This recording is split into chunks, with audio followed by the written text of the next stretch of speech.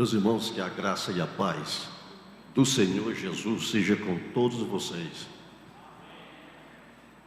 Eu quero compartilhar com vocês a alegria que eu estou tendo de, ao longo da minha caminhada, não só como crente em Jesus, mas como pastor e docente na área da teologia, está agora em fase de prosseguimento, de ampliação do meu nível de conhecimento na área teológica. Antes de entrar no assunto, eu gostaria de dizer algumas coisas sobre a minha visão do que é realmente a teologia. Para algumas pessoas, teologia é uma ciência. Para nós, pastores, todo pastor, no caso da Convenção Batista Brasileira, para ele ser ordenado, ele precisa ter uma formação teológica. Eu sou docente do curso de teologia no Seminário Batista em São Luís. E tem 3 disciplinas que atualmente eu sou responsável por elas. Teologia sistemática, a exegese bíblica, tanto do Antigo como do Novo Testamento, e a homilética. Quando um aluno entra na primeira aula de teologia, eu vou dar um conceito de teologia. Eu digo para ele que teologia é uma palavra, que traz em si a ideia do estudo sobre Deus. Essa palavra é composta de dois vocábulos gregos: theos, Deus, e logos, que significa palavra ou ainda discurso. Teologia é o discurso sobre Deus. Agora, qual a informação que nós temos sobre Deus? Nós estudamos teologia buscando informação na revelação divina. Existem as ciências empíricas, em que o ser humano, o cientista, ele pesquisa. Há um objeto de análise, de estudo, ele vai investigar, e toda a informação obtida vai organizar sistematicamente. Então, o uso da razão é necessário para a investigação. Como é que nós vamos entender sobre Deus se nós nunca vimos Deus? Como vamos então entender alguns mistérios, coisas que das quais falamos, pregamos, estão relacionadas à fé, sobre crenças e tudo mais? Nós partimos do pressuposto de que para estudar teologia é preciso que nós acreditemos que a Bíblia é o registro fiel e inerrante da revelação de Deus. Portanto, se vamos estudar a respeito de Deus, nós vamos conhecer o que Ele revelou de si mesmo, e que os receptores da mensagem divina, sobrenaturalmente revelada, foi registrada. Damos crédito a isso, e é com base no conhecimento da Escritura, o estudo da Escritura, é que nós temos a teologia. Daí vem a classificação em teologia bíblica e teologia sistemática. É chamado bíblica quando se estuda livro por livro, na sequência, a teologia do livro de Gênesis, ou então na sequência dos autores, a teologia escrita por Moisés, dos 5 primeiros livros da Bíblia, teologia dos profetas, citando os profetas na sua cronologia, até chegar à teologia de próprio Jesus Cristo, teologia de Paulo, teologia de João. Então nós damos a teologia bíblica assim. A teologia sistemática, ela é bíblica, totalmente bíblica, 100% bíblica. Só que nós não estudamos na sequência cronológica, nós estudamos assuntos. A doutrina da pessoa de Deus, a doutrina do Espírito Santo, a doutrina de Cristo, doutrina da salvação, doutrina da eleição, doutrina. Então, quando nós estudamos assim, nós estamos sistematizando os temas. Com essa concepção, quem estuda um curso de teologia e entra para se aprofundar no nível acadêmico, vai abordar temas importantes. E normalmente se busca estudar temas não muito discutidos. São bíblicos, estão na Escritura, mas não é conteúdo de pregação rotineira. É raro. Alguns se aventuram a escrever, produzir livros, etc. Uma disciplina do curso de mestrado, que é ministrada pelo escritor de teologia, autor de um livro de teologia sistemática, ele é um texano, batista. Os batistas texanos são muito rigorosos com as escrituras, a ortodoxia bíblica. O nome dele é Alan Doyle Maiert, é meu professor. Quem estudou teologia, aqui nós temos um pastor que foi meu aluno, Eduardo Lago. Ele deve ter lido, estudado, lido na biblioteca esse livro, Teologia Sistemática, Franklin Ferreira e Alan Maiert. Esse é um dos livros muito estudados em todas as faculdades teológicas batistas no Brasil. Ele é professor da Faculdade Teológica Batista do Paraná, lá em Curitiba. E, portanto, ele passou uma atividade que é algumas leituras. 4 livros ele indicou. E o último que eu estou lendo é esse aqui.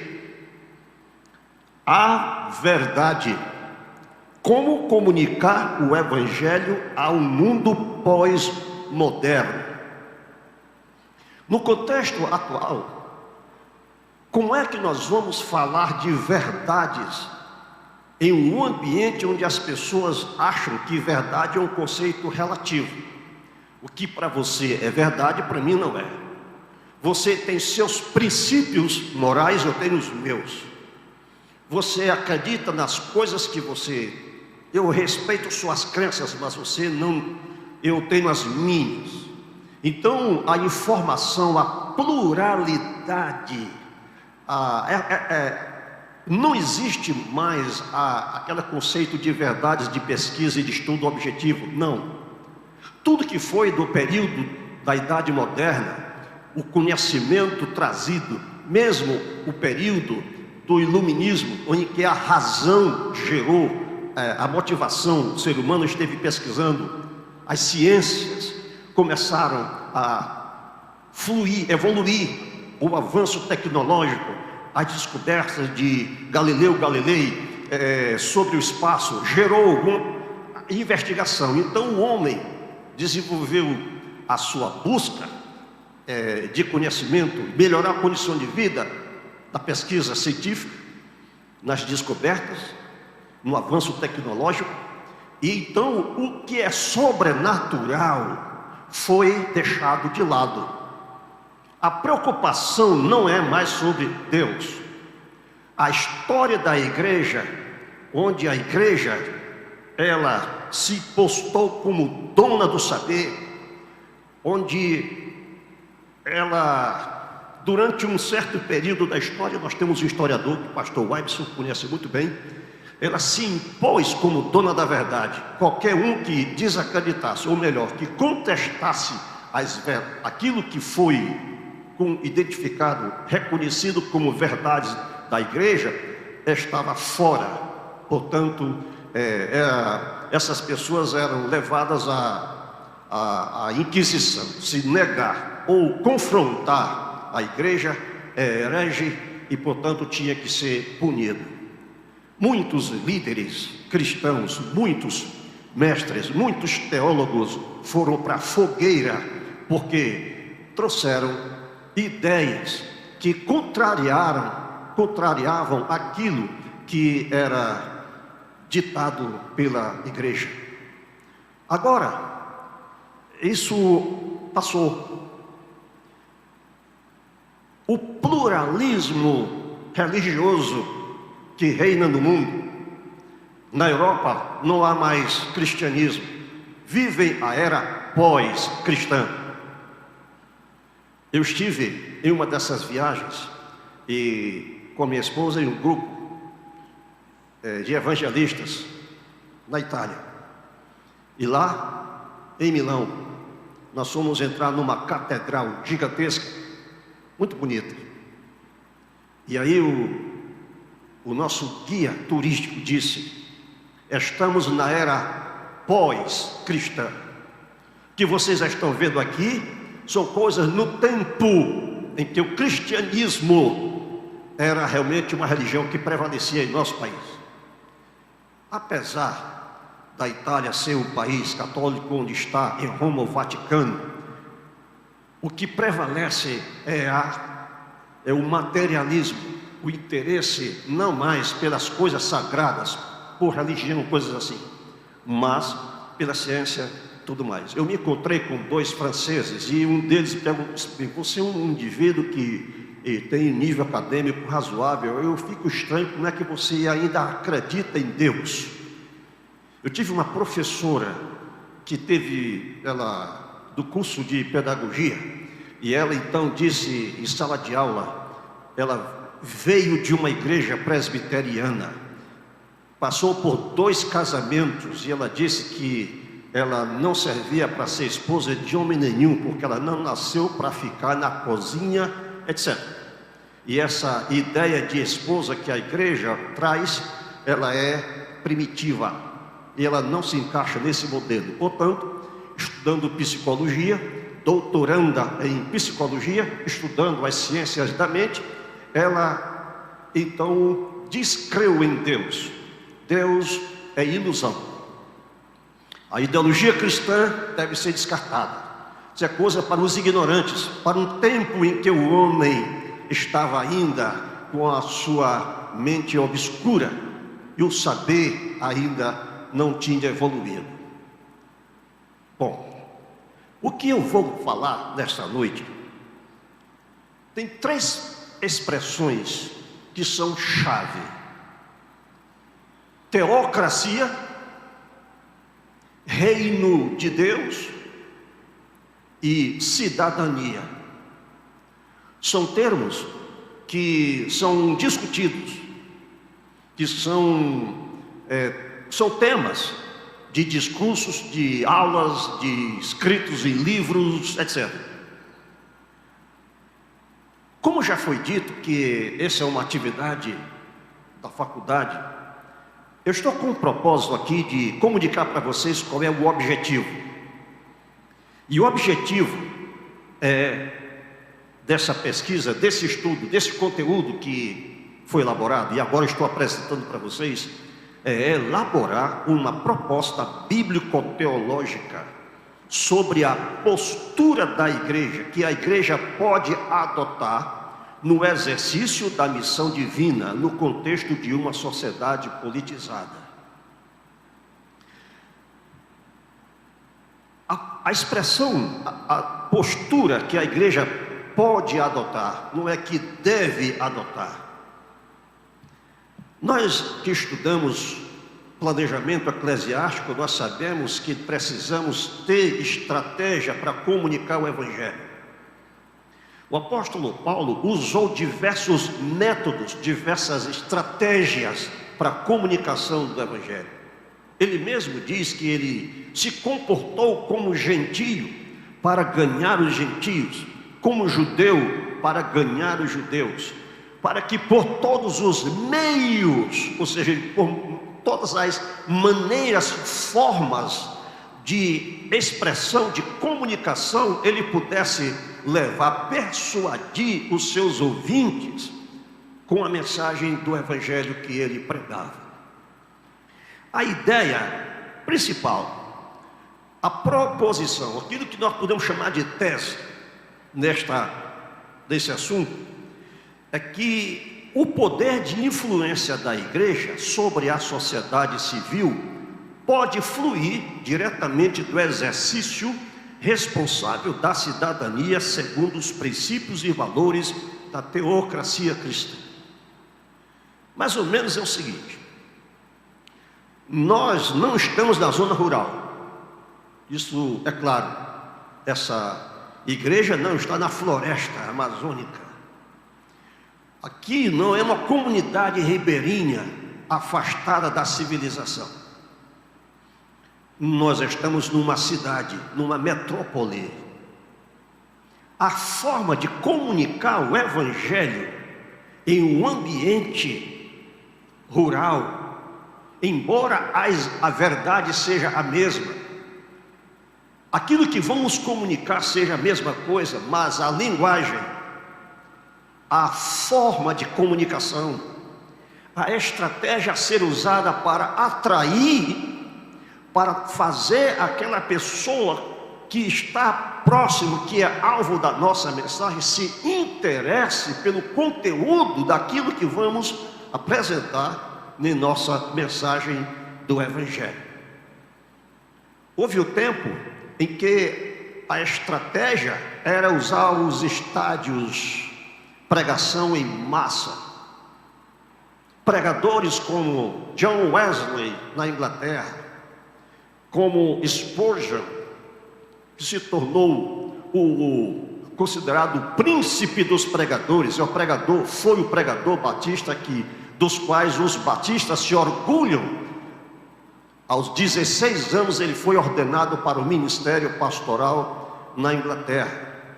A igreja desse homem cresceu tanto que ele não mais podia fazer cultos no templo, então ele tinha que fazer cultos ao ar livre fora.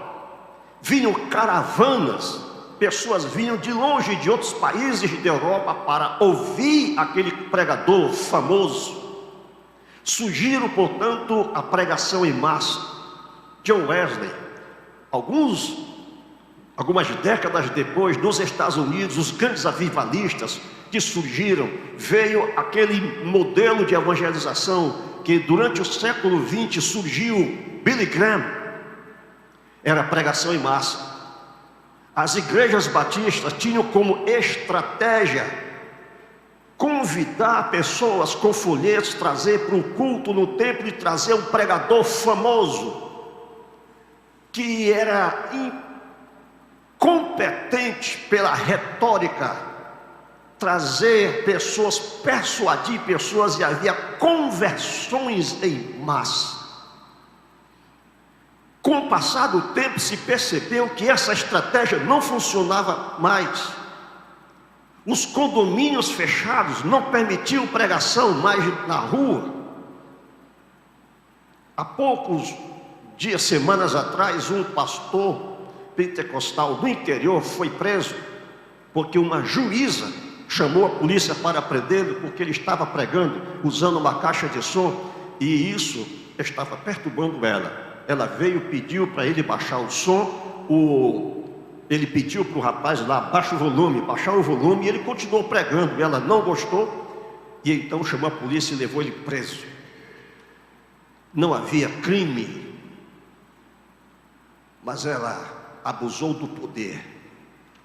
Ele foi preso, e o policial disse, conversando com ele: eu reconheço que você não cometeu crime nenhum, mas estamos obedecendo ordens. Você tem o direito de expressar sua crença em qualquer lugar. Esse país é livre. Bom, hoje nós usamos outra estratégia: pequenos grupos. Queremos que o evangelho alcance o maior número de pessoas. Isso, portanto, vem agora o discipulado através do relacionamento discipulador, a evangelização dessa forma. Queremos, portanto, comunicar o que nós cremos, o Evangelho. Portanto, acreditamos que numa cidade como esta, precisamos, portanto, ter uma concepção do que é a missão da igreja, do que é o campo missionário na zona urbana, a cidade, e entender, portanto, que precisamos, dentro do tema do Evangelho, do reino de Deus, que fala, portanto, de um modelo de vida, de valores morais, do poder de autoridade divina, nós precisamos comunicar isso de uma forma que traga às pessoas o interesse em ouvir. Por isso a igreja precisa se inserir. O conceito de santidade tem nos feito entender que temos que nos afastar, nos isolar, considerando que quem não está dentro de um templo é imundo. E portanto nós temos a tendência de cortar o relacionamento com pessoas que não são cristãs. Nós temos a tendência de nos afastar, de nem mesmo nos interessarmos por pessoas que não fazem parte do nosso círculo de amizade cristã, que está fora da igreja, fazer contato com essas pessoas. Eu quero, portanto, levar os irmãos a conhecer que o pressuposto que eu trago como argumento para falar a respeito da atuação da igreja, do exercício da cidadania cristã no meio onde a igreja está inserida, isso não é novo, não é de agora. Não é uma ideia de filósofo, não é uma ideia de algum pastor, etc., de uma corrente teológica, filosófica, não é isso. Partimos do pressuposto que as alianças divinas, primeiramente com Israel, sob a mediação de Moisés, e posteriormente com a igreja, sob a mediação de Jesus, dão indícios de que a teocracia é padrão de referência para o governo no mundo. Evangelho tem como tema reino de Deus. Reino é governo. Reino significa que alguém reina. Proclamar o Evangelho é anunciar Jesus como o Messias, o Rei prometido, alguém que é detentor da autoridade divina, que vem ao mundo para estabelecer um reino, e esse reino não é democrático, é teocrático. Igreja é uma comunidade do reino de Deus, é o lugar onde os valores da teocracia prevalecem. Como, portanto, pregar o Evangelho se não praticarmos, não adotarmos na nossa vida, no nosso estilo de ser igreja, estes valores que nós dizemos que é do reino? Pregar reino de Deus sem praticar, sem estar vivenciando estes valores, desculpem, mas o mundo diria que isso é hipocrisia. Falar de uma coisa que nós não vivemos. Existem duas questões que eu considero fundamentais, que geram a discussão que estamos realizando agora. A primeira há na revelação bíblica, quando eu falo de revelação bíblica, eu estou falando das Escrituras Sagradas.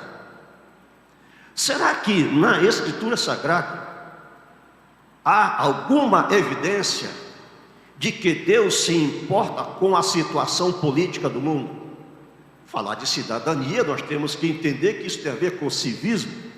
Será que Deus se preocupa com o mundo, com a forma em que o mundo está sendo governado? Será que Deus tem na Escritura revelado um referencial para nós seres humanos e que nós, crentes, precisamos vivenciar? Segunda coisa, qual é o nível de abrangência do desígnio de Deus para com o homem e o mundo? Deus criou o mundo segundo uma corrente teológica chamada deísmo, onde algumas sociedades secretas como maçonaria adota a ideia do deísmo. E deísmo significa a crença em um Deus que criou o universo, mas ele criou dotando esse universo de capacidade para ele sozinho se evoluir. E Deus não tem mais nenhum envolvimento com a criação, com o homem. O homem é, portanto, competente para ele mesmo gerir sua própria vida, definir as suas normas éticas de conduta e, portanto, ele vive de forma livre para simplesmente conduzir à luz da razão. Não só a sua vida, família, mas a sociedade.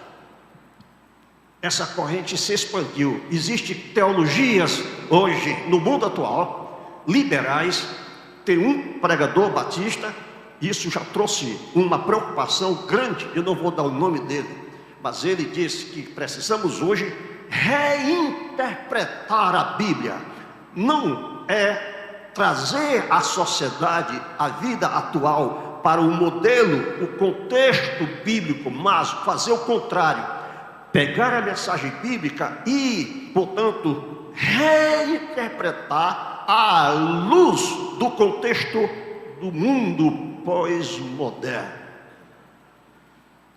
Isso se tornou um escândalo e já houve um manifesto da Ordem dos Pastores Batistas contra essa postura desse pastor. É famoso, escritor, mas ele está influenciando. Então, à luz desse contexto que nós estamos vivendo, alguém deve se levantar para contestar e trazer, defender esses valores bíblicos da revelação divina. Qual é o conceito de teocracia que nós temos? A palavra teocracia, ela deriva de dois vocábulos gregos. Theos, que quer dizer Deus, e kratos, que quer dizer domínio, força. Por isso, outra palavra que agora é o contrário dessa, democracia, não teocracia. Demos, povo, kratos, poder. A nossa Constituição diz: todo o poder emana do povo e em seu nome ele deve ser exercido. Esse é um conceito humano, não é um conceito bíblico. Igrejas batistas estão adotando democracia como sistema de governo. Não é.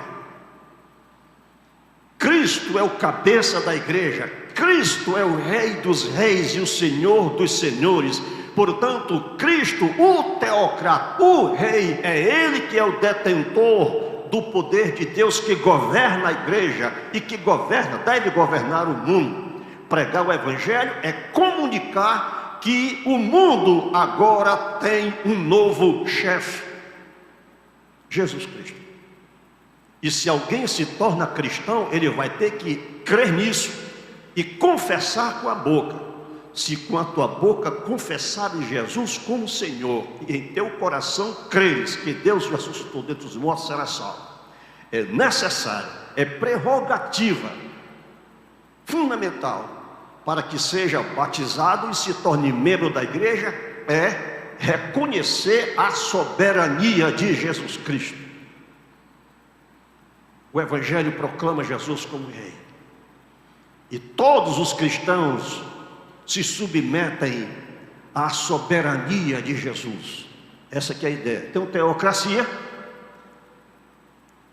é o termo utilizado no grego para designar um sistema de governo em que o poder é exercido por delegação divina. A autoridade emana de Deus. Isto é teocracia.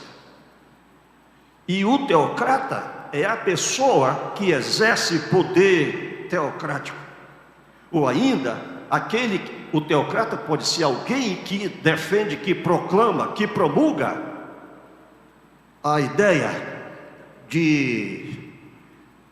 dos valores teocráticos para prevalecer nos sistemas de governos humanos. Então, é essa concepção que está sendo o foco da discussão aqui. Teocracia como sistema de governo em que o poder é exercido por delegação divina. A autoridade emana de Deus. Se a autoridade é uma delegação divina, então Deus está acima de todo o poder. É uma autoridade maior que concede autoridade ao subalterno.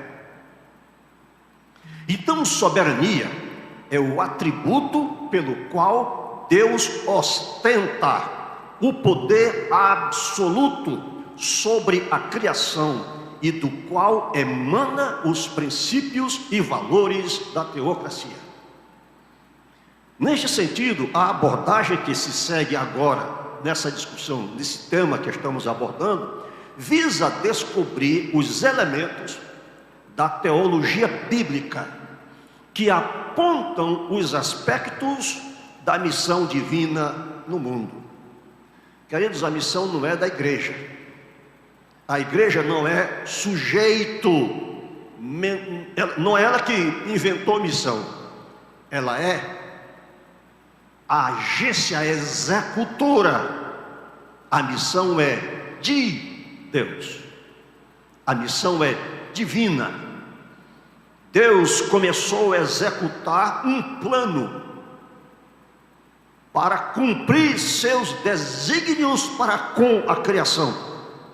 E quando Deus, na história, ao longo da história, executa ou faz acontecer, Ele está simplesmente manifestando que Ele tem uma missão e realiza através daqueles que Ele chama, vocaciona para executar. Vamos ver agora, como primeiro tópico, Israel como nação teocrática do plano da missão divina. Na antiga aliança, como falamos, e nós vamos ver depois na nova aliança, através de Jesus. Israel foi a nação que Deus prometeu gerar. Para fazer Israel como nação, no plano de Deus, Deus chamou um homem da Mesopotâmia. Ele não era nem crente, coisa nenhuma. O pai dele, a família dele era idólatra e fabricava ídolos numa cultura pagã. Deus, único, o invisível, se revelou a esse homem. Ele revelou um propósito e fez promessas àquele homem. Ele seria o genitor de uma nação que haveria de se tornar mediadora da graça divina no mundo das nações. Em Gênesis 12, 1-3, Deus chamou Abraão e disse para ele: sai da tua terra e da tua parentela e vai para a terra que eu te mostrarei. Em ti, ou seja, através dele, Deus disse,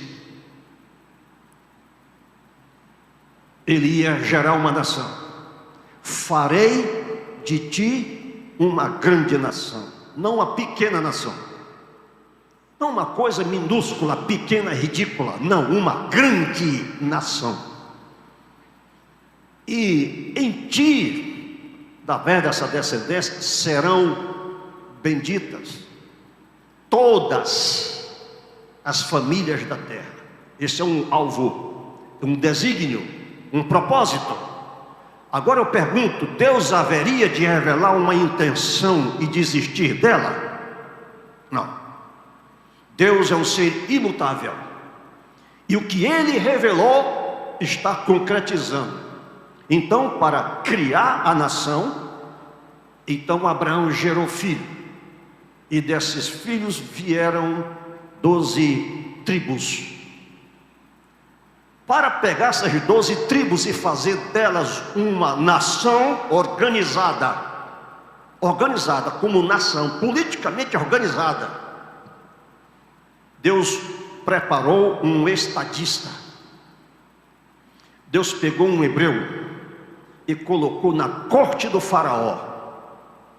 Se você ler Atos capítulo 7, versículo 22, o discurso de Estevão diz explicitamente que Moisés foi educado em toda a ciência do Egito. Ou seja, Deus estava preparando aquele homem para ele se tornar um estadista. Aprendeu o que é governo, aprendeu todas as ciências, aprendeu tudo o que é uma nação, o que é legislação, como é o sistema de governo, como é que funciona um poder legislativo, leis, tudo que diz respeito a uma nação. Aquele homem aprendeu durante 40 anos na corte do faraó. Então Deus usou 2 homens, vocacionou 2 homens para realizar o seu desígnio. Quais são os elementos que constituem um povo e uma nação? 5 elementos. Primeiro, independência. Lembra daquele grito de Dom Pedro: independência ou morte? O Brasil não era uma nação, era um povo sob o domínio de outra nação. Por isso, para se tornar uma nação livre, uma nação própria, com seu próprio governo, ditado pelo seu próprio povo, teria que ser livre do domínio de outro povo. Então, os hebreus eram uma multidão de mais de 600 mil pessoas, porque só de homens eram 600 mil que saíram do Egito, sob a liderança de Moisés. Independência, liberdade e autonomia. Segunda coisa, é uma estrutura hierárquica, ou ainda uma estrutura demográfica. Então Moisés organizou a nação, distribuiu a população organizou em uma confederação de 12 tribos, que se tornaram 12 províncias. Aí você abre um mapa, você vai achar lá as 12 províncias com os nomes dos 12 filhos de Jacó. 12 tribos.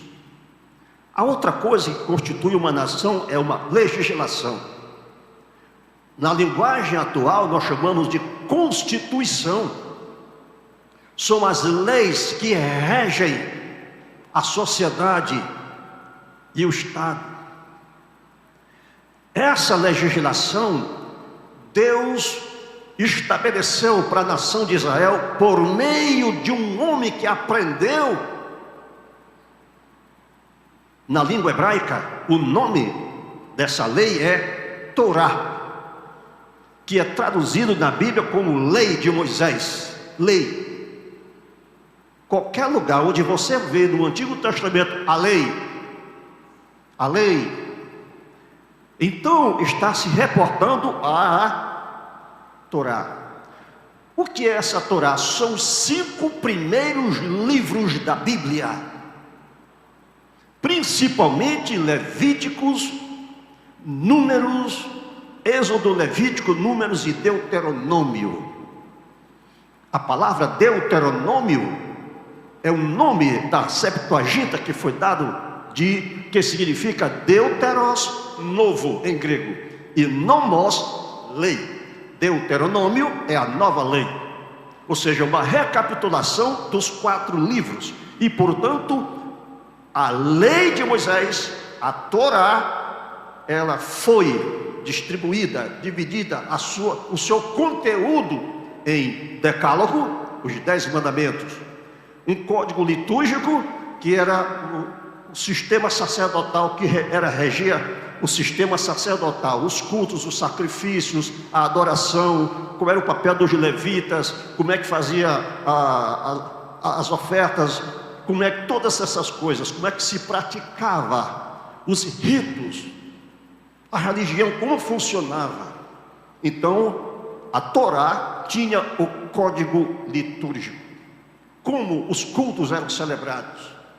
Tinha um código civil, onde falava de todas as normas referentes aos relacionamentos, proprietário de terra, a produção agrícola, o comércio, como é que funcionava, tudo está nesse código, nesse conteúdo. E o código penal, se cometeu o adultério, o código penal dizia pena de morte. Havia, portanto, diversos conteúdos específicos nessa lei: decálogo, código litúrgico, código civil e o código penal. Sistema de governo é o quarto elemento que define uma nação, que torna um povo uma nação.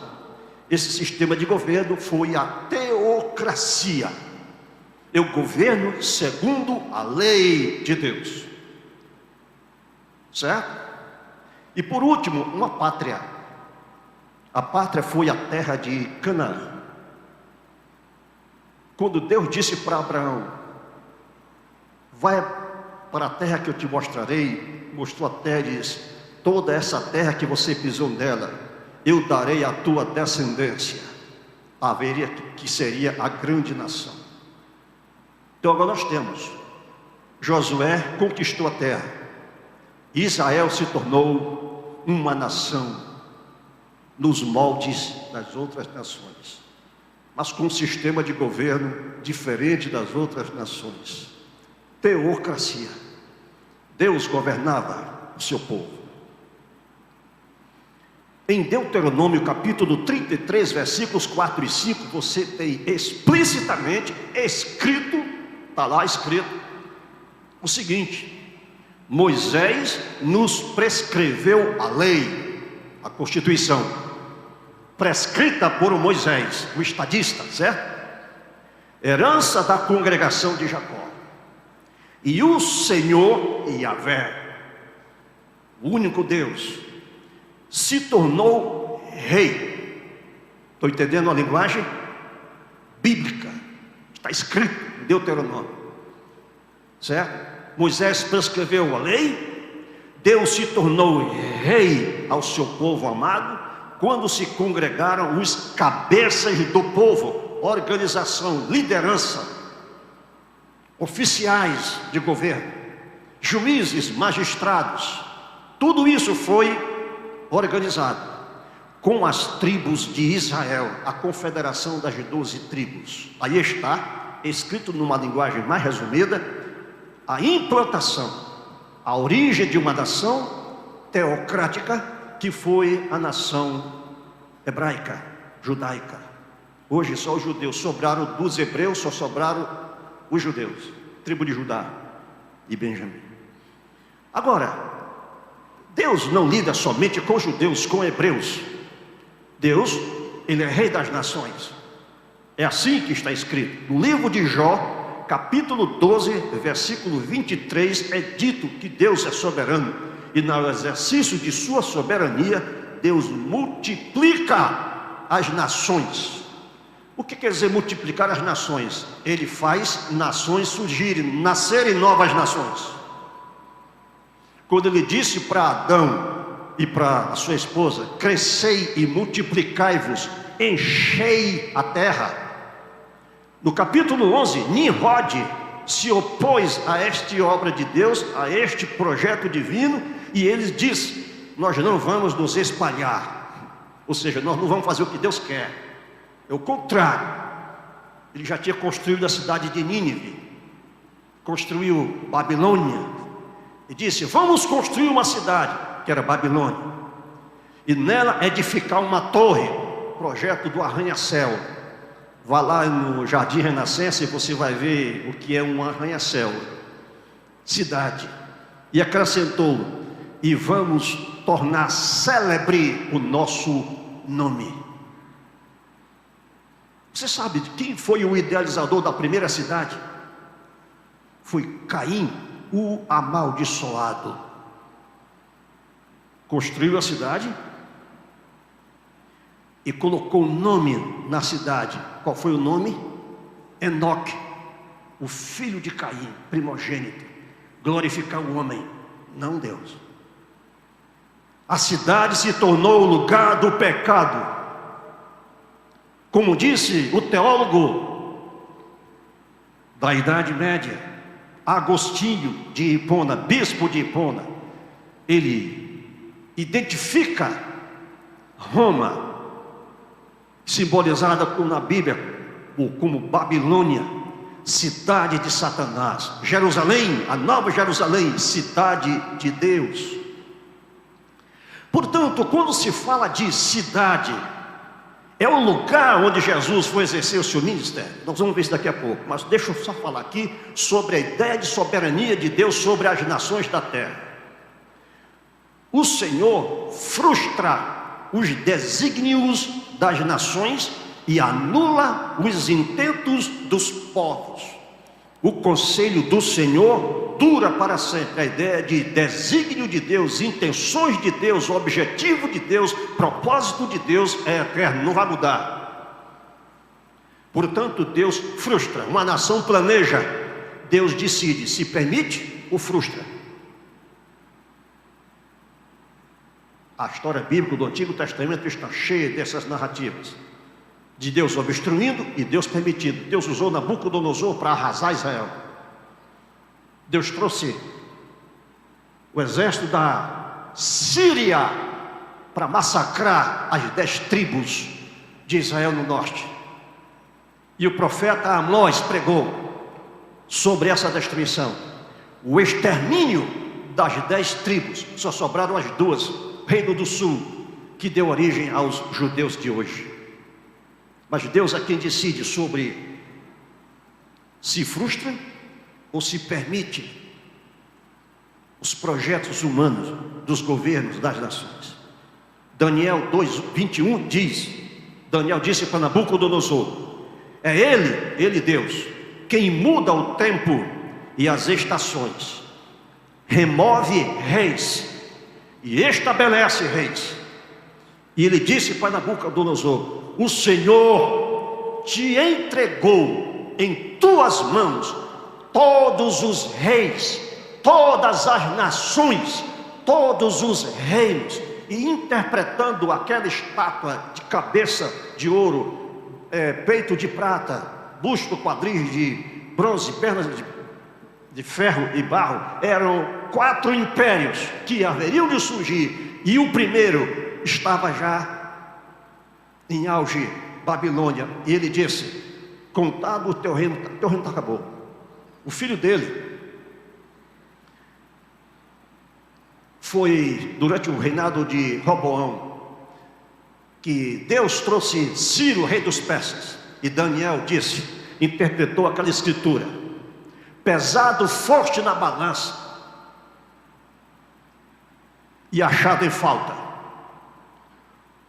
O Senhor dividiu o teu reino, o Senhor, Deus, e o entregou aos medos e aos persas. Naquela noite, Ciro, que fez um dique para desviar o curso do rio Eufrates, que passava debaixo do muro, o rio foi desviado, ficou um buraco enorme para o exército entrar por baixo do muro, de noite, e massacrou Babilônia. Deus usou soberanamente. Então Deus lida. Eu quero agora trazer um exemplo atual. Lembram de Saddam Hussein? De Osama Bin Laden? Osama Bin Laden, ele derrubou aquelas 2 torres com aviões, aquele grupo, aquele organização terrorista que ele liderava. O presidente norte-americano reconheceu que esse sistema de terrorismo deveria ser combatido. Treinou uma equipe para prender Osama Bin Laden. Esse homem não era achado em lugar nenhum, estava muito bem escondido. Mas o sistema de GPS tão sofisticado de idealizado, criado por judeus. Os melhores cientistas são judeus. Fez uso e levaram a tropa aí, encontrou ele numa cova. Ele foi enforcado. Saddam Hussein, tirano, a moeda tinha o retrato dele. Ele estava reconstruindo Babilônia, e a Bíblia diz que quem construísse aquela cidade, ele ia ser morto. Ele começou a reconstruir a cidade de Babilônia para colocar a estátua dele na entrada. Se você entrar lá no YouTube, vai ver sobre isso. Ele morreu, foi enforcado. Moeda, todos os sistemas, tudo. Esse homem ditava quem vivia e quem morria. Deus apagou esse homem, eu creio nisso, e usou uma nação. A União Soviética proclamou que Deus não existe, proibiu a evangelização em todo o território, gerou a chamada cortina de ferro. A igreja, para evangelizar, mandava, portanto, indivíduos disfarçados, missionários disfarçados para entrar. Os que foram apanhados foram torturados, mortos. Cadê a União Soviética? Os muros caíram, certo? Toda a cortina não existe mais. E aquele ambiente onde o ateísmo prevalecia, é campo missionário hoje fértil. Continuando. O valor central da teocracia é a justiça na terra. Deus quer que haja justiça na terra. Justiça na terra foi o alvo central da teocracia em Israel. A teocracia em Israel haveria de consolidar os valores do reino de Deus no mundo das nações. Então nós entendemos que Deus rege. E como ele faz isso? A autoridade é o poder que cria e mantém a ordem, certo? O mandato da autoridade é uma delegação divina, segundo os parâmetros da justiça, da ética, da moral e da virtude. É assim que é o projeto de Deus. E qualquer sistema em contrário é, portanto, uma atitude de revolta, de inimigo de Deus. É esse mundo que é hostil a Deus, é a ele que a igreja vai, e os que vão são chamados pelo apóstolo Paulo de embaixadores de Cristo. O que é um embaixador? É o representante oficial do governo de um país, é um país estrangeiro. Nossa pátria está no céu. Vamos falar de um reino. O inimigo hostil, ele é exortado a se render, se reconciliar com Deus. E se ele não se reconcilia, o que vai acontecer? Inferno para ele. Você vê nos filmes, quando os exércitos vão entrar em campo de batalha, aí vem um embaixador com um estandarte montado no cavalo, com uma escolta atrás dele.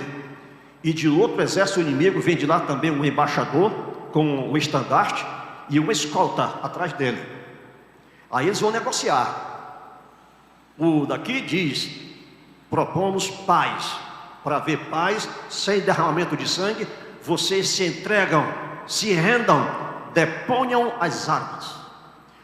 Aí o outro se sente ofendido. Não, nós vamos resolver pelo poder da espada. Então, vamos lutar. O mais forte ganha, o mais fraco perde. Aquela figura do embaixador que vai propor paz é a figura dos pregadores da igreja, do corpo de Cristo, como embaixada do reino de Deus, que vai propor ao mundo hostil que se renda, se arrependa, se reconcilie com Deus. Deus estava em Cristo reconciliando o mundo consigo mesmo. Mundo é hostil, inimigo de Deus. Paulo diz na carta aos Romanos, capítulo 5, que nós, eu e você, quando éramos inimigos de Deus, Deus nos reconciliou com Cristo, por meio de Cristo.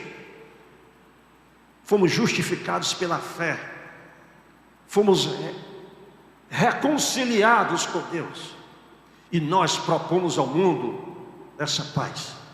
O Evangelho prega isso. Então, voltando aqui ao nosso conteúdo, a palavra de Deus é o Codex Maximus, que deve reger o Estado, a sociedade e o indivíduo. Significa que o Estado brasileiro, não sei se é uma nação cristã, mas a igreja é um número muito grande. Somos mais de 40 milhões de evangélicos. Deveríamos estar exercendo influência nas estruturas sociais, nas leis do nosso país. Nós deveríamos estar ativos como embaixadores de Cristo, sendo agentes de promoção do reino de Deus no mundo. Mas nós não estamos fazendo isso. Nossos interesses são outros. A visão não é essa. Isso não é conteúdo de pregação nos púlpitos das igrejas. Não é. Então a igreja não vai fazer isso. A denominação está mais preocupada com expansão, com outros interesses, programação, programas de estatística, etc. Não vou entrar nesses detalhes, que não convém, não faz parte do conteúdo aqui. Agora vamos entrar no aspecto da teocracia no ministério profético de Jesus. Qual foi o ideal de Jesus? O que foi que Jesus falou? Reino de Deus. Esse é o conteúdo do discurso de Jesus. Jesus anunciava a iminência, a vinda iminente do reino de Deus. Em Marcos capítulo 1, versículos 14 e 15, diz assim: quando João Batista foi preso. Por que João Batista foi preso? É porque, como profeta, ele chegou na corte do faraó, da corte de Herodes, um vassalo, vamos chamar assim, né, do governo, é um representante do governo romano, governava a Judéia. Apontou para ele, estava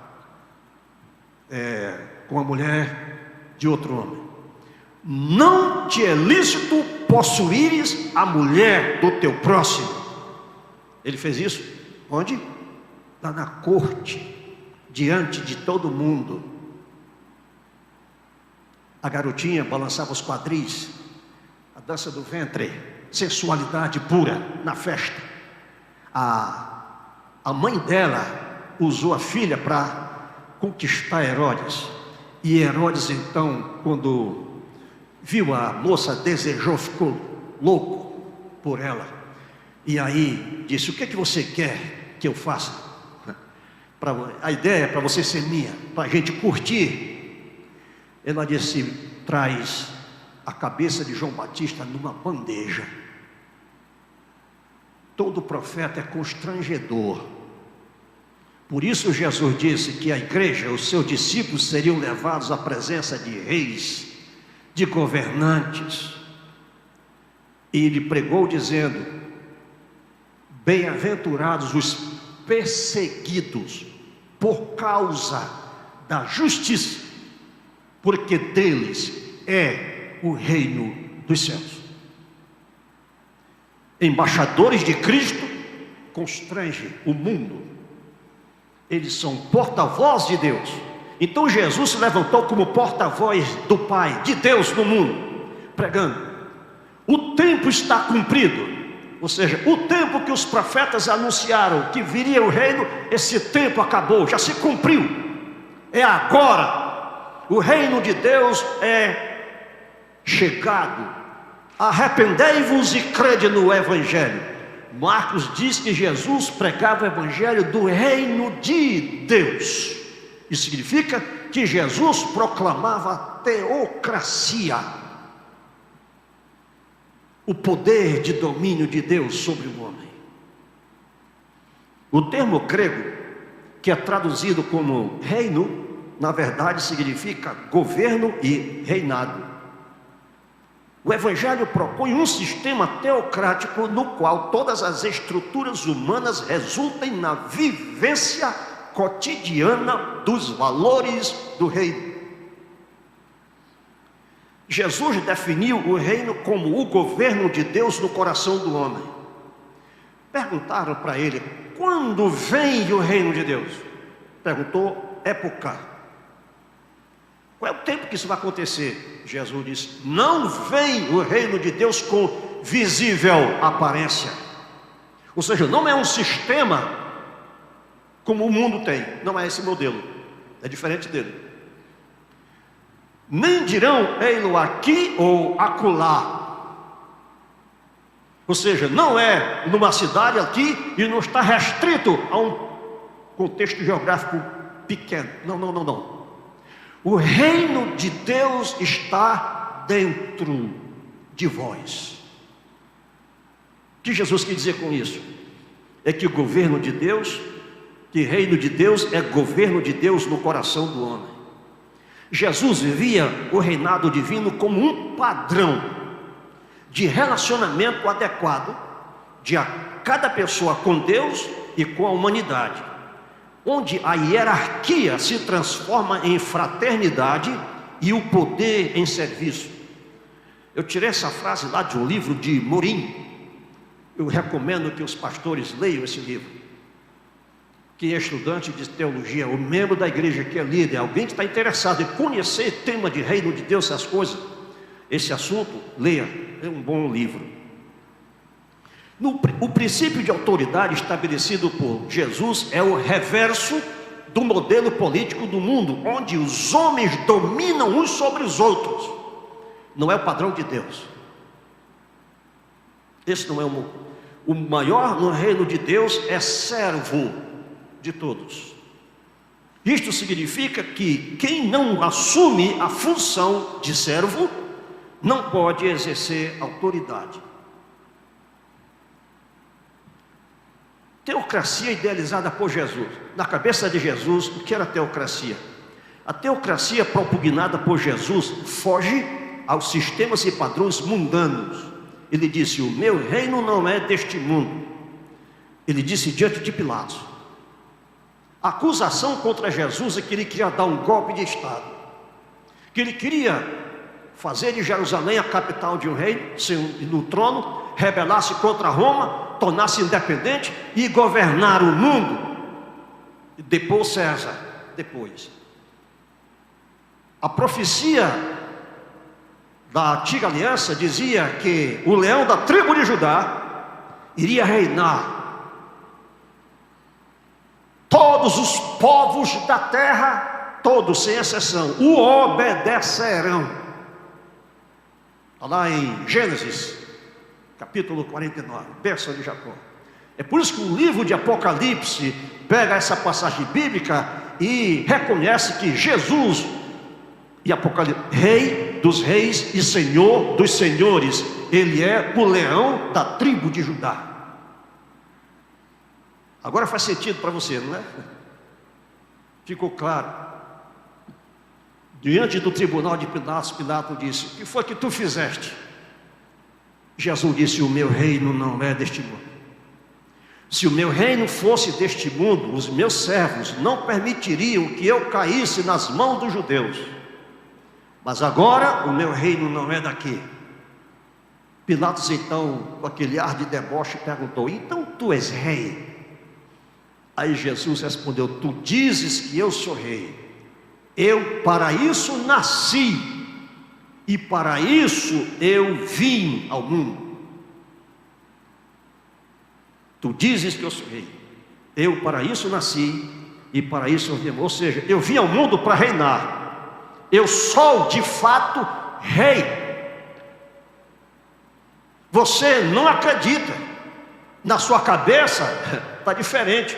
Ele disse para Jesus: tu não sabe que eu tenho autoridade para te crucificar? E Jesus disse para ele o quê? Nenhum poder tu terias sobre mim se do alto não te fosse dado. Ou seja, você vai me matar, mas isso faz parte de um projeto de Deus. Ele te pôs aí nesse trono. Foi Ele que te colocou aí. E agora você vai executar um desígnio de Deus, livremente, porque essa é a sua intenção, me matar. É isso que Jesus estava dizendo. E Deus então, que lê o coração dos reis, lê o coração dos seres humanos, Ele então frustra os desígnios das nações, ou Ele permite, então decidiu permitir, porque aquilo ia fazer Pilatos concretizar uma vontade de Deus, derramar o sangue de Jesus. Nenhuma autoridade, nenhum poder tu terias, você tem, mas não teria sobre mim, se do alto não te fosse dado. Em outras palavras, Jesus está dizendo: você está aí dominando, porque Deus te colocou aí.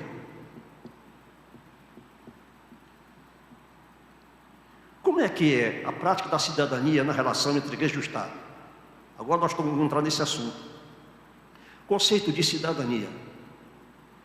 Ser cidadão é ter direito à vida, à liberdade, à prosperidade, à igualdade perante a lei. É, em resumo, ter direitos civis. É também participar do destino da sociedade, votar, ser votado, ter direitos políticos. Isso está no livro de História da Cidadania, de Jaime Pinsky, bom livro. Comunidade política. O que é isso? Comunidade política não consiste num agrupamento organizado de cidadãos não cristãos separados do convívio com os cristãos, uma vez que os cristãos são também cidadãos da mesma polis, ou seja, a mesma cidade, que os cedia como habitantes. Cristãos e não cristãos, embora distintos pela fé, têm algo em comum: cidadania. Você e eu somos cidadãos do Estado maranhense, somos cidadãos brasileiros, certo ou errado? Somos cidadãos, certo? Isso não significa que por sermos cidadãos, nós como crentes, nós vamos abdicar. Não, não, cidadania é coisa do diabo, do mundo. Não, não, não, cuidado, não confunda as coisas. Cidadania é a coisa que existe comum entre cristãos e não cristãos, a comunidade política e a comunidade cristã. Comunidade política não se constitui numa instituição separada da comunidade cristã. A igreja, como instituição sagrada de vocação divina, é distinta da comunidade política, mas não separada de sua convivência. Todo homem, Robson Cavalcante, professor, foi meu professor lá no seminário, ele deu aulas lá, não sei se o pastor Eliezer assistiu a aula dele, mas ele deu aula e tocou nesse assunto. Ele disse, escreveu um livro dele: todo homem é cidadão de um Estado, sujeito de deveres e direitos. Todo homem, incluindo-se o cristão, é sócio do nascimento até a morte de um organismo político. Apenas o apátrida não se vincula ao Estado. O apolítico é um personagem de ficção. Deu para entender o que é isso?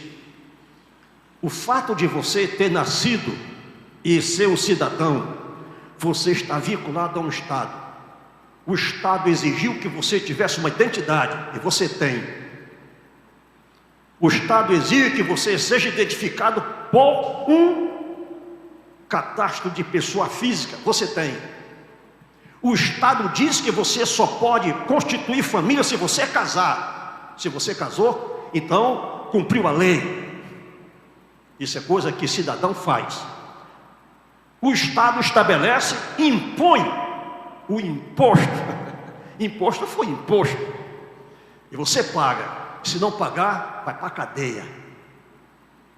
A igreja, ela é modelo. Ela vai viver isso de forma exemplar, como luz perante o mundo. Então, essa ideia de ser político não é coisa maligna. Nós, de tanto ouvir falar de política, nós temos o conceito pejorativo disso. Eu não vou entrar nessa ideia de política partidária, eu não estou falando disso. Eu estou falando de cidadania, civismo.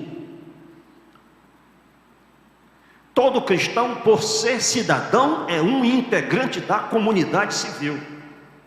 Mas nem todo civil, por ser cidadão, é integrante da comunidade cristã. Isso está muito claro. Ser apolítico, ou seja, ser contrário à função de exercer de cidadania, consiste em despir-se da própria dignidade para abdicar a sociedade à anarquia, à deposição dos princípios e valores éticos e morais. Se eu não estou enganado, o pastor Wybson pode até ajudar depois, na década dos anos 30, por ali, mais ou menos por ali, houve um grupo de anarquistas que queriam implantar uma anarquia no Brasil. O que é uma anarquia? Ana, sem nenhum. Arque, princípio. Sem princípios, sem norma, sem leis. Uma sociedade onde não existe regras. Eu faço o que eu quero, você faz o que você quiser. Imagine uma sociedade onde não existe norma de segurança, não existe direitos, não existe nada disso. Não existe governo. Anarquia. Você é favorável a isso? Deus não. Cristo não foi. A igreja não é. E os cidadãos, mesmo ateus, também não são. Com exceção de alguns do contexto atual. Conforme Romanos 13, isso aqui você pode abrir sua Bíblia, lá em Romanos 13, está escrito lá que as autoridades do Estado são ministros de Deus. Vamos ler? Vale a pena. Romanos capítulo 13. Toda alma, ou seja, todo homem, todo ser humano, esteja sujeito às autoridades superiores, porque não há autoridade que não venha de Deus. E as autoridades que há foram ordenadas por Deus. Quando Paulo escreveu esta carta, quem governava o Império Romano era Nero, um tipo de Hitler. Dizem que Hitler é café pequeno comparado com Nero. Por isso, quem resiste à autoridade, resiste à ordenação de Deus. E os que resistem trarão sobre si mesmos a condenação. Porque os magistrados não são terror para as boas obras, mas para as más. Queres tu, pois, não temer a autoridade, faz o bem e terás o louvor dela, porque ela é ministro de Deus, para teu bem, não é para o teu mal, é para o teu bem. Mas se fizeres o mal, teme, pois não traz debalde a espada, porque é ministro de Deus e vingador, para castigar o que faz o mal. A palavra que é traduzida como ministro em grego é diáconos. Na igreja tem diáconos. Então, os governantes, prefeito, governador, presidente, senado, deputados, vereadores, são diáconos. Eles nem sabem disso. Sabe por que não sabem? Porque a igreja não exerce o seu ofício profético. Ela não exerce, ela não diz, ela não fala, fica calada. O Estado, na ignorância, ele faz o que está lá, mas ele não é advertido, não existe, está faltando a intervenção da igreja. A igreja precisa fazer prevalecer a teocracia no contexto onde ela está inserida.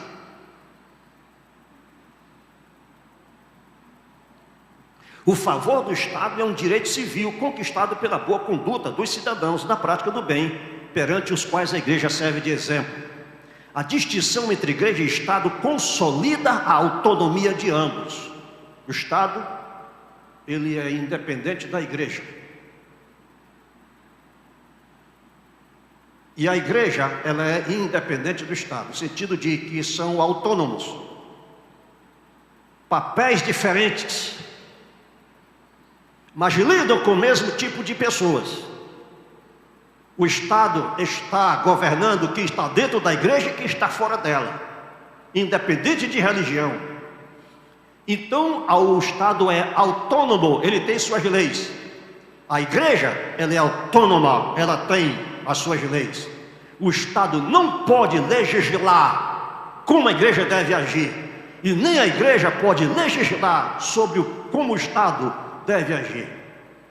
Ela pode conscientizar o Estado, a autoridade, de que ela está lá porque é ministro de Deus, e essa consciência de que deve exercer um governo segundo os valores da lei de Deus. Teocracia. Quem vai falar isso? Os pregadores, membros da igreja. Onde vai fazer isso? Vai ensinar nas universidades, nas escolas, nos auditórios eu já preguei 2 vezes no Palácio de Henrique de La Roque. Deputado, todo mundo lá. E falei qual era o papel do Estado. Eu disse o que a Bíblia diz. Eu li esse texto bíblico de Romanos 13 e falei ensinando sobre por que eles estão lá. Em relação à igreja, o papel do Estado consiste em administrar e proteger o direito para abrir e garantir o caminho para a mensagem da justificação, ou seja, para garantir à igreja a liberdade de pregação do Evangelho. Sendo o Estado responsável pelo direito humano, a igreja, defensora deste direito, não pode alijar-se da responsabilidade e do esforço pela garantia de que ele seja mantido pelo Estado. A igreja e o Estado são instâncias da autoridade divina no mundo. A autonomia e a interdependência não impedem o exercício dentro dos seus limites da sua responsabilidade pelo bem comum. O Estado lida com as coisas da terra. A igreja lida com as coisas transcendentais. O Estado cuida da vida biológica, a igreja cuida da vida espiritual. A igreja é voz de Deus no mundo, mas ela diz como é que Deus quer que o homem se comporte no seu relacionamento ético, o padrão moral estabelecido por Deus. E a lei humana deve ser coerente. Algumas diretrizes para o exercício da cidadania. Aqui vem ao lado prático. A estratégia proposta é a seguinte: a estratégia consiste na adequação da igreja aos tempos atuais. Não se trata de adequação ao modus vivendi, ou seja, a igreja se adaptar ao estilo de vida do mundo. Não. Você não tem que chamar os palavrões que o mundo chama, não tem que se vestir como o mundo se veste, você não tem que viver o padrão moral que o mundo vive, andar nos ambientes que o mundo ímpio anda. Não é isso não. Nós somos luz, exemplo. Nós vamos adequar a nossa linguagem à linguagem dele, para ele entender o que nós queremos dizer. Nós temos, portanto, que mudar a forma de operação, é o modus operandi no ambiente em que vivem os cidadãos. A primeira diretriz a seguir é a seguinte: a premissa de que, embora Deus seja o sujeito da missão, a igreja local é a agência executora dessa missão. Segundo, convém que a igreja seja submetida não só a uma reestruturação dos diversos ministérios, mas também a um redirecionamento de suas ações. Como é que nós vamos, portanto, no meio dessa sociedade politizada, exercer a cidadania do reino de Deus, de modo, portanto, que os valores da teocracia venham prevalecer no ambiente social onde a igreja está inserida? Terceiro, o processo de planejamento sendo norteado pelo seguinte princípio: cidadãos se tornam cristãos através do ministério de cristãos que vivem como verdadeiros cidadãos. Se um pastor vai pregar e fala para um político sobre justiça, e aquele político conhece a vida dele e sabe que ele não é justo no tratamento com as pessoas, como é que você vem falar de justiça para mim se você não pratica isso? Então, eu estou falando só, qualquer pessoa. Nós somos seres que influenciam. Nós somos seres, agentes, sal da terra e luz do mundo. Quais são as ações? O que e como fazer? Primeiro, a atividade cívica da igreja realizar-se-á através de equipes de ministérios específicos que estejam articulados com a comunidade civil, para agirem legitimamente em prol de causa justa, respaldada pelo Evangelho. A igreja está num bairro, e lá no bairro não tem hospital, lá não tem posto de saúde, lá as pessoas já estão morrendo, não tem assistência à saúde, não há aquilo que é direito da comunidade, do cidadão, está sendo ignorado. Mas lá tem um sindicato, lá tem clube de mães, lá tem uma associação de moradores.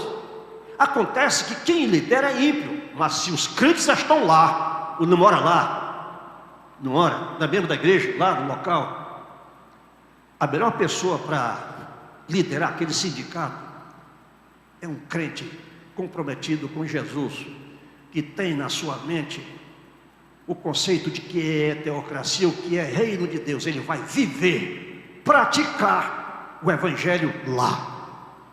É a igreja falando, discussando dentro da escola, fazendo a consciência da comunidade, falando dentro das associações de moradores, para levar a ideia de que eles têm direitos e que nós podemos influenciar, reivindicar. A igreja pode ser uma força, ela pode, pelo seu ofício profético, requerer, exigir que a lei atenda aos direitos de cidadania daqueles que estão ali no local. Ela é voz de Deus no mundo. Como é que a autoridade que Deus pôs lá vai fazer a vontade de Deus se ignora? Alguém tem que dizer. E a melhor pessoa são os crentes. Segundo, as ações que mobilizarão a igreja serão orientadas de dentro para fora. Isto é, do templo para a comunidade, e não da comunidade para o templo. Ou seja, não é as organizações comunitárias que vêm aqui na igreja para dizer para a igreja fazer alguma coisa. Não, não. A igreja que pode mobilizar, as ações são da igreja para fora, do templo para a comunidade, e não da comunidade para o templo. O espírito renovador deve ser cultivado para alimentar a coragem de romper com os velhos paradigmas que mumificam a igreja. Para encerrar, tenho algumas coisas a dizer. Primeiro, Jesus não foi um militante político, não foi, mas seu ministério teve tal repercussão. Inclusive, ele foi condenado por um crime político que ele não cometeu, porque o que ele pregava era uma coisa, e o que os acusadores que queriam se livrar dele com falsas acusações e subornaram autoridades, subornaram testemunhas para dar um depoimento falso, fizeram Jesus ser condenado. Quando Pilatos açoitou Jesus e levou para o tribunal e disse: não vejo nesse homem crime nenhum, eu vou soltá-lo. O que eles disseram? Se tu soltares este homem, não és amigo de César. Ou seja, você vai se lascar se você soltar esse preso.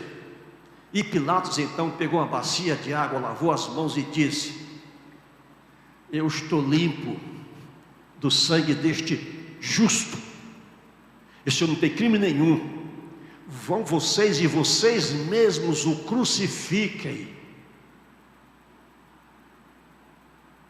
O que Pilatos estava dizendo: o Estado não vai assumir o crime de crucificar um justo. Segundo as leis romanas, isso está errado. Mas segundo a lei de vocês, que diz que é justa, lei justa, né? Justiça que Deus exigia de Israel. O que nos traz a salvação tem como título justificação. Não vou entrar nesse assunto agora. Justiça é o valor central do reino de Deus. Em sua prédica, ele abordou temas políticos tais como justiça, direito, paz, autoridade, governo, impostos, riqueza e pobreza.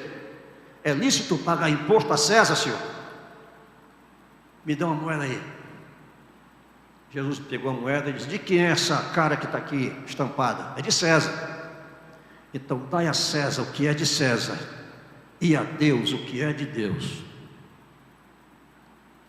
Quando Jesus ouviu dizer: olha, Herodes mandou, disse que vai te matar. Qual foi a resposta de Jesus?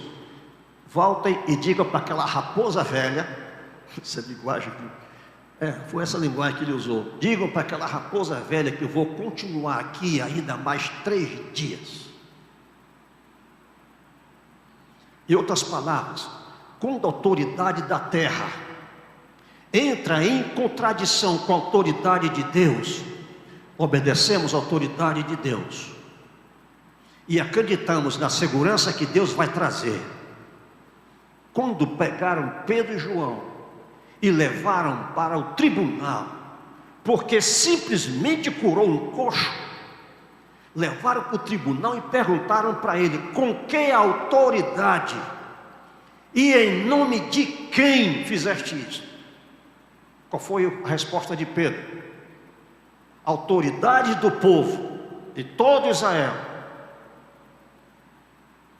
Estai todos vós cientes de que em nome de Jesus Cristo, a quem vós crucificastes, Deus o fez. Esse homem está curado.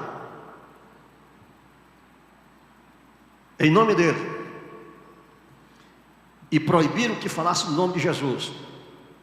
E se falasse no nome de Jesus, seriam mortos. E Pedro respondeu, disse o quê? Julgai vós, diante de Deus, se é justo obedecerdes a vós, antes do que a Deus. Quanto a nós, não podemos deixar de falar das coisas que nós vimos e ouvimos. Está lá no capítulo 3 do livro de Atos. Capítulo 4 diz que a igreja se reuniu numa casa e Pedro e João foram testemunhar.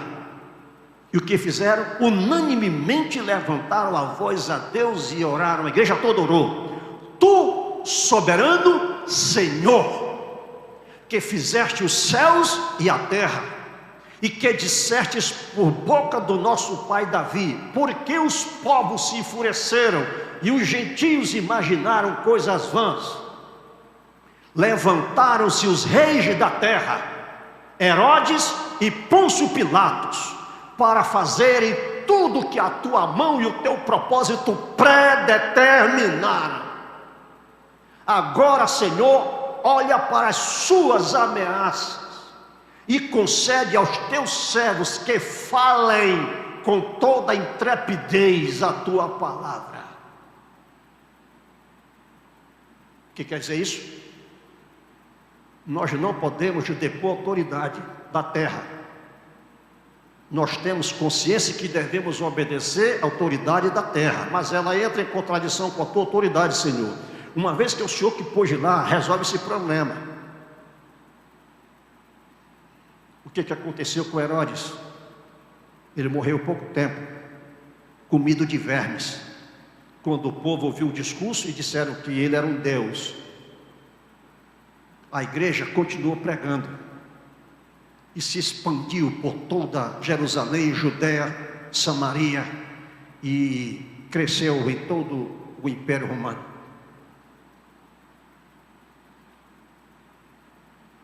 Os princípios e valores teocráticos da soberania de Cristo sobre a igreja e o mundo são diretrizes inspiradoras para o Estado promulgar leis justas para que a vontade de Deus seja feita assim na terra como no céu.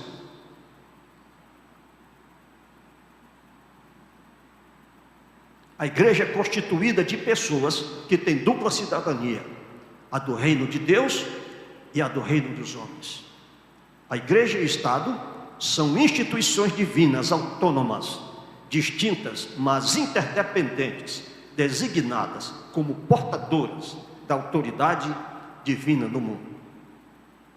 A vivência da cidadania do reino pode oportunizar a formação de estruturas sociais justas que ofereçam alternativas de convivência pacífica, com menos possibilidades de conflitos e disputas, e que demandem da autoridade o exercício de sua real função, que é o serviço.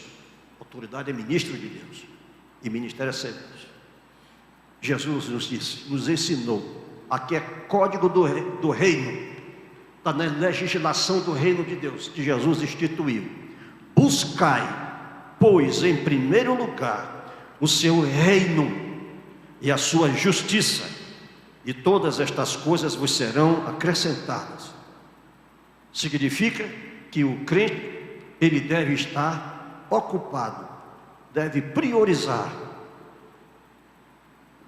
A sua prioridade maior não são as coisas da sua vida de sobrevivência, é o reino de Deus.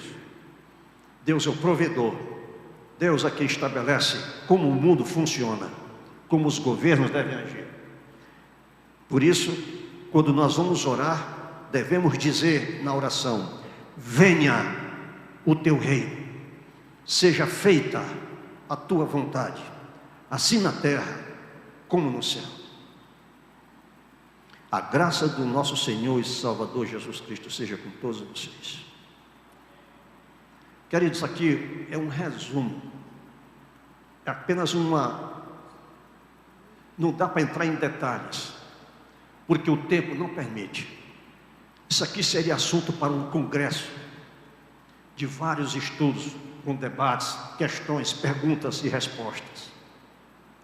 Nosso tempo não dá para esse tipo de coisa, mas aqui foi apenas uma pincelada para nos trazer uma certa noção de que nós somos cidadãos, temos dupla cidadania, e através do exercício da cidadania, segundo os valores da teocracia, nós podemos exercer uma missão no contexto social em que estamos inseridos, influenciando o nosso ambiente, mudando práticas, costumes e outras coisas mais.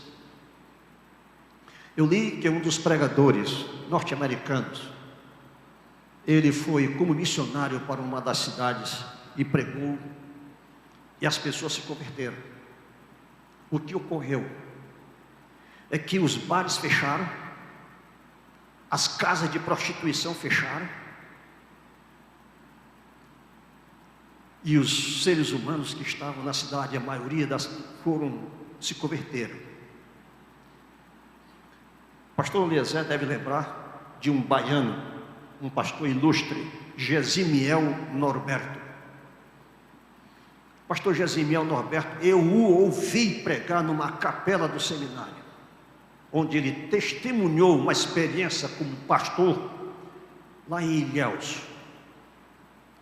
Ele recebeu na sua casa um comitê político de um partido, eu não sei qual era, dizendo: queremos que o senhor seja nosso prefeito. Já estamos frustrados, porque os comerciantes, os empresários que já estiveram na prefeitura não são de confiança. Péssima administração, nosso município entrou numa decadência de todo tipo. Colocamos um padre e ele fez uma péssima administração e foi corrupto. Acreditamos que nossa esperança é um pastor.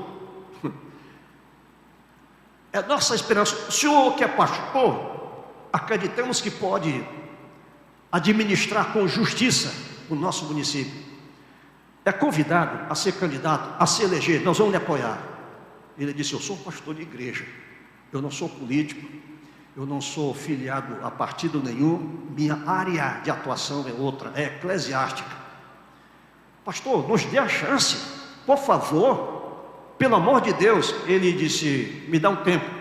Ele foi orar, compartilhou com a liderança da igreja, e os líderes foram favoráveis. Pastor, essa é uma chance de que, se o senhor for eleito e fizer uma boa administração, as portas desta cidade, do estado, vão estar abertas para o evangelho.